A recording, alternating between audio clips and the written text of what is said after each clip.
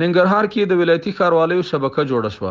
د ننګرهار مرستیال والی مولوي سعید احمد بنوري جلال آباد ښاروال او د ولسوالۍ ښاروالانو له لوري د یوې غونډې په ترڅ کې د ولایتي ښاروالۍ شبکه جوړه شوه او رسماً یې فعالیت پیل کړ. د ننګرهار مرستیال والی وویل چې له دې شبکې څخه موخه د ښاروالۍ ترمنځ د همغږۍ رامنځته کول، د ښاریانو ژوند ته پاملرنه، د عوایدو په شفاف ډول راټولولو او پر ځای لګول، په انکشافي برخه کې د ښاروالۍ خپلمنځي همکاري ترسره کول او د ښاروالۍ د کار کوونکو د ظرفیت لوړول دي.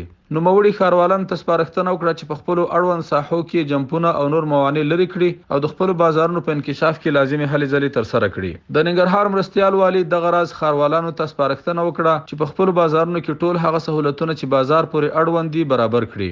د جلال آباد ښاروال خپلو همکارانو او ولسوالیو ښاروالانو ته د ښې همکارۍ او همغږۍ ډاډ ورکړ او سپارښتنه وکړه ترڅو ټول په پوره صداقت خپله دنده پر مخ یوسي. نوموړي له ښاروالانو وغوښتل چې ترلاسه کړي عواید د بازار انکشاف په موخه په لګښت ورسوي او سړک 50 متره حریم کې د ودانیو جوړولو څخه مخنیوي وکړي. د ښاروالۍ مسؤلینو ډاډ وښود چې د خپلو ښارونو د عوایدو په زیاتولو او انکشاف کې به لازمي هڅې ترسره کړي.